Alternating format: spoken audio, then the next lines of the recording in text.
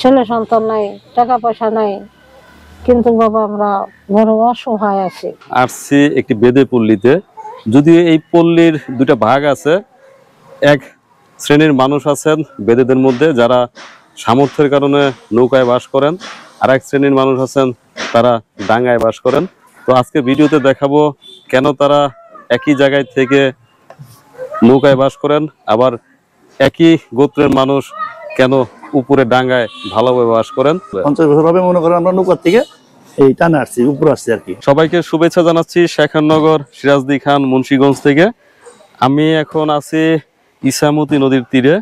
তো এখানে দাদাদের দেখছিলাম মাছ ধরতে, তো সেই লোভ সামলাতে পারলাম না, ভাবলাম আপনাদের সঙ্গে শেয়ার করি, সেই জন্যই এখানে দেখতে আসলাম। খুব কষ্ট হলো আসতে, খুব কষ্ট হলেও আসলাম, কারণ এখানে যে ন্যাচারাল মাছ পাওয়া যায় সেই মাছটা একদম আড়িয়াল বিল থেকে আসে। তো বাকি কথা শুনবো এই দাদার কাছ থেকে।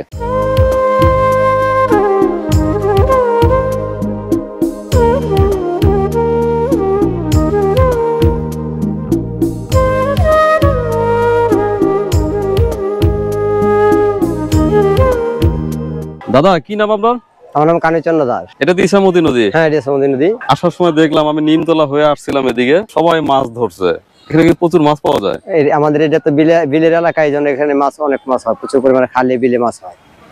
আমাদের নাম হলো ইসামতি নদীর পাশাপাশি এখানে জলেশ্বরী নদীর শাখা, তার সাথে আড়াইল বিল। আচ্ছা, আড়াইল বিলের মাছটাই বেশিরভাগ আমাদের এই নদীতে আসে নামে। আচ্ছা, আর দেখলাম নদীতে বেশ স্রোতও আছে। হ্যাঁ, স্রোত আছে। ওই যে আড়াইল বিলে যে পানিটা ওঠে এই নদী থেকে ওঠে এবং এই নদীতেই নামে।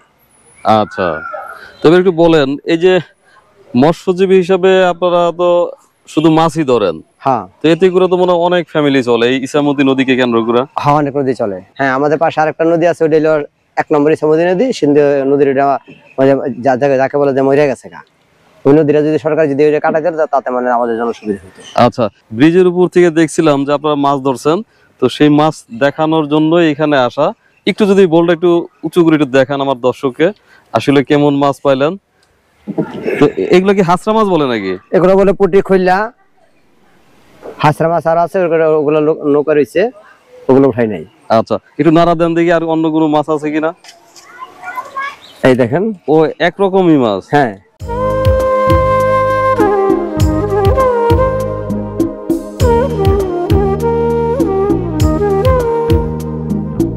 আমরা অনেকেই অনেক বড় বাড়ি ঘর করি একটু ভালো থাকার জন্য, একটু ভালোভাবে চলার জন্য, কিন্তু ওনাদের জীবনটা এভাবে নৌকায় কেটে গেল। তো এই নৌকা একেবারেই অল্প একটু জায়গা, যেখানে তারা মানে রান্না বান্নার কাজ সারেন, এখানেই ঘুমান, এখানেই জন্ম, এখানেই মৃত্যু, এমন একটা ছোট্ট জায়গার মধ্যেই ওনাদের আজীবন চলে যায়। কি অবস্থা, কেমন আছেন? বাবা বেশি ভালো নাই বাবা। কি জন্য? গরিব মানুষ বাবা, ছেলে সন্তান নাই, টাকা পয়সা নাই, কিন্তু বাবা আমরা বড় অসহায় আছি।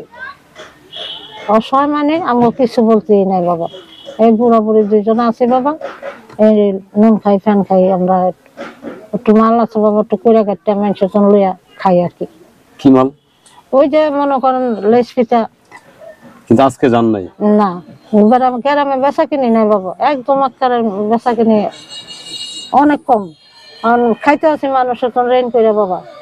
শোধ করবেন কিভাবে? এখন শোধ করবো কিভাবে বাবা? এই দেহটা কষ্ট করে আমার শোধ করতে হবে বাবা, কি করা যায়? ছেলে সন্তানে আমাকে দিব কেটা? আমার দাবি কোনো পৃথিবীতে লোক নাই বাবা। আচ্ছা, অনেক অসহায় আছে বাবা। তাহলে আপনারা দুজন এই নৌকাতেই থাকেন? এই নৌকাতেই থাকি বাবা। উপরে জায়গা নাই? না না না বাবা, এতটুকু নৌকা তো জায়গা হওয়ার কথা না। আমি কি করবো বাবা? আচ্ছা, তো এই যে চিংড়ি মাছ দেখছিলাম, কি করবেন এগুলো দিয়া? এটি কুমড় দিয়ে, মিষ্টি কুমড় দিয়ে ভাজি করবো। একটু দেখান তো দিকে। মানুষের জীবন কত ভাবে কাটে, এই অফ দ্য রেকর্ড শুনছিলাম উনি এই চিংড়ি মাছগুলো বাকি আনছেন। হ্যাঁ বাবা। টাকা নাই দেখে বাকি আনছেন? হ্যাঁ বাবা, হ্যাঁ হ্যাঁ। কত টাকার মাছ? 200 টাকা বাবা। 200 টাকার? হ্যাঁ। তো আপনার কাঁথা বালিশ দেখি না, এখন তো ঠান্ডা পড়ছে। এই যে বাবা খাতা বালিশ, এই যে এই যে একটা বালিশ আছে, আর এই যে বাবা এই নিয়ে থাকেন? হ্যাঁ বাবা। তো শীত লাগার কথা। আমি শীতকাল লাগে কি করবো বাবা, করার কিচ্ছু নাই বাবা। দর্শক, এই যে দেখেন ওখানে একটা চুলা, এই চুলা রান্না, এই পাশে রান্না শেষ করে এখানে খাওয়া দাওয়া। আবার এগুলো শেষ করে এগুলো গোছগাছ করে আবার এখানে শুয়ে থাকা। হ্যাঁ বাবা। আবার এখন যেহেতু শীতের মৌসুম শুরু হয়েছে, হ্যাঁ এখন তো শীতও লাগে। হ্যাঁ বাবা লাগে। আমি এই মুহূর্তে আছি একটি বিশেষ জায়গায়, এখান দিয়ে বেশ কয়েকবার যাতায়াত করার ফলে আমার মনের ভিতরে একটা কৌতূহল ছিল যে এখানকার কিছু মানুষ জলে আবার কিছু মানুষ স্থলে বাস করেন। তো আমি কথা বলবো এই মুহূর্তে এই সমাজেরই সমাজপতিদের একজন। ভাই আসসালামু আলাইকুম। সালাম ভাই, কেমন আছেন? আলহামদুলিল্লাহ ভালো আছি। আচ্ছা, প্রথমে একটু আমাকে বলবেন যে আপনাদের এই পাড়াটা কিন্তু খুব বেশি বড় না। না জি, ঘর আছে কতগুলি? এখানে আমরা গড় মনে করেন হিসাব করলে 30-35টা ঘর আছে, কিন্তু ভোটার আমরা মনে করেন প্রায় 400-র মতন। 400-র মতো। হ্যাঁ, আর নৌকায় বাস করে কেমন মানুষ? নৌকায় মনে করেন 1-150 লোকের মতো বাস করে। তো সব মিলে লোক সংখ্যা কত হলো? লোক সংখ্যা 400-450-র উপরে হবে। দেখলাম অনেকেরই আর কি ব্যবসা পাতি আছে, জি, কিন্তু আপনাদের আদি পেশা কি বাদ দিয়ে দিচ্ছেন? আমাদের আদি ব্যবসা আগে ছিল মনে করেন কসমেটিক, মনে করেন সিরামিকের মাল, এই এখন বাদ দিয়ে মনে করেন হয়তো ঢাকায় যারা ব্যবসা বাণিজ্য করে, যেমন আমরা ব্যবসা বাণিজ্য করি, মানে আমাদের আগের চুরি বলা বিক্রি ছিল, কিন্তু এখন অধিকাংশ জায়গায় নেই, চলে গেছে আর কি। এখন মনে করি কেউ ব্যবসা করে, কেউ গাড়ি চালায়, মানে বিভিন্ন পেশা, কেউ মাছ মারে, মানে এদের মানে আগের এই ওই ব্যবসাটা নাই। আচ্ছা, তাহলে বেদেদের পেশা দুই রকম। জি জি, একরকম হচ্ছে যে কেউ কসমেটিক্স বিক্রি করতো যে লেস ফিতা আকারে, হ্যাঁ হ্যাঁ হ্যাঁ, আবার আরেক শ্রেণীর ছিল যারা ঝাড়ফুঁক করতো। জি জি, কিন্তু আপনারা হচ্ছেন আমরা হলো শানদার সদাগর, আর যারা ওই ঝাড়ফুঁক করতো ওরা হলো বৈদ্য, ওরা হলো সাপুরিয়া। সবাই নদী কেন্দ্রিক ছিলেন। এই উপরের দিকে এরকম সুন্দর বাড়িঘর কবে থেকে মানে? প্রায় মনে করেন প্রায় 40-50 বছর হবে। তো এখানে আপনাদের বসবাসের শুরু কত বছর আগে? এখানে আমাদের মুরব্বীদের হিসাবে 120 বছর, আমাদের জন্মের পরের থেকে আমরা এখানে আছি। তাহলে পূর্বপুরুষরা কোথায় ছিলেন? ওরা এখানেই ছিলেন, আর ওখানে তারা আগে থাকতেন। তাদের মুরব্বীরা যারা ছিলেন তারা আবার চুরাইন থাকতেন। চুরাইন? হ্যাঁ চুরাইন হচ্ছে ঢাকার একটা গ্রাম, হ্যাঁ। নবাবগঞ্জে। হ্যাঁ, ওখান থেকে 120 বছর আগে এখানে আসছিলেন। এখানে চলে আসছে।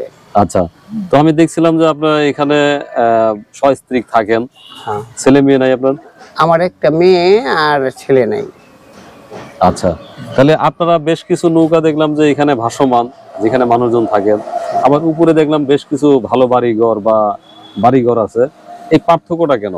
পার্থক্য তাদের জায়গা সম্পত্তি, কেউ বাবাই করছে, কেউ দাদাই করছে, কেউ নিজেরা করে নিছে, এরা অর্থ দিয়ে পারছে করছে না। আমাদের নাই, আমরা নৌকায় থাকি, করতে পারেন নাই? আমরা করতে পারিনি। মুরব্বীর সঙ্গে কথা হচ্ছিল, ওনারা এখানে প্রায় 120 বছর ধরে বসবাস করে আসছেন।